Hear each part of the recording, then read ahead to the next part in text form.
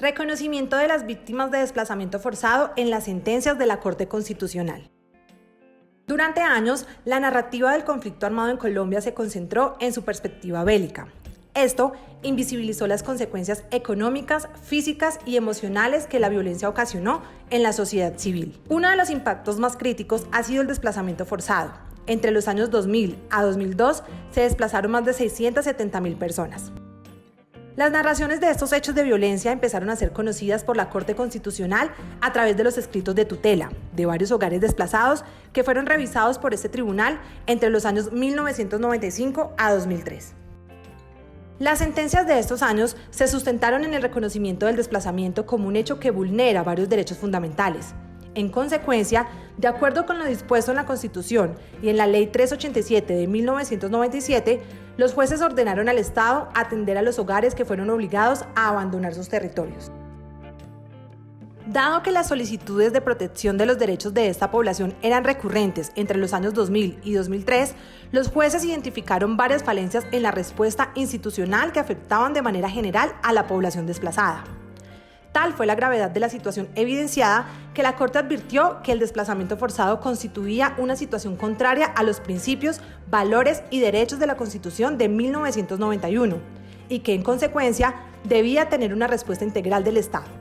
A través de la revisión de 108 acciones de tutela de 1.150 familias desplazadas, la Corte Constitucional concluyó que, tanto a estos hogares como a población desplazada en general, se les vulneraron sus derechos a la vida digna, la integridad personal, la igualdad, el trabajo, la salud, la seguridad social, la educación, el mínimo vital y la protección especial a los grupos poblacionales más vulnerables. En consecuencia, en la sentencia T025 de 2004, la Corte declaró un estado de cosas inconstitucional debido a la vulneración masiva de los derechos de las personas desplazadas, sumado a un problema estructural de capacidad institucional y recursos.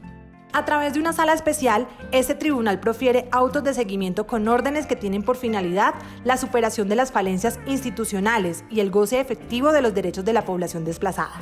La Corte Constitucional identificó que ciertas poblaciones, como las niñas y los niños, las mujeres, las personas mayores, las personas con discapacidad y los grupos étnicos que fueron obligados a salir de sus territorios, afrontan riesgos diferenciados e impactos desproporcionados en contextos de violencia y de conflicto armado. Este tribunal ordenó a las autoridades incorporar un análisis diferencial en la política pública para que los planes y programas institucionales respondieran a las vulnerabilidades acentuadas, las necesidades específicas y las afectaciones diferenciadas que ocasiona el desplazamiento forzado a estos grupos poblacionales. Derechos de los pueblos indígenas y las comunidades afrodescendientes. Mediante sesiones públicas de información, los magistrados de la Corte Constitucional escucharon a representantes de diferentes pueblos indígenas y de comunidades afrodescendientes, a organizaciones de la sociedad civil, a los organismos de control y a las autoridades gubernamentales sobre las medidas adoptadas para proteger los derechos de estas poblaciones. Como resultado de estos diálogos, en los autos 004 y 005 de 2009, este tribunal evidenció que los pueblos indígenas y las comunidades afrodescendientes enfrentaban riesgos específicos que ponían en peligro su existencia física y cultural. Por lo tanto, ordenó implementar medidas para proteger sus derechos individuales y colectivos. La Sala Especial concluyó en el auto 266 de 2017 que el cumplimiento de dichas órdenes, así como autos específicos relacionados bajo la protección de varios de estos pueblos y comunidades, era bajo. Adicionalmente, evidenció que los riesgos sobre estas poblaciones no solo persistían, sino que se agudizaron y se concretaron en vulneraciones a los derechos a la autonomía, a la identidad cultural y al territorio.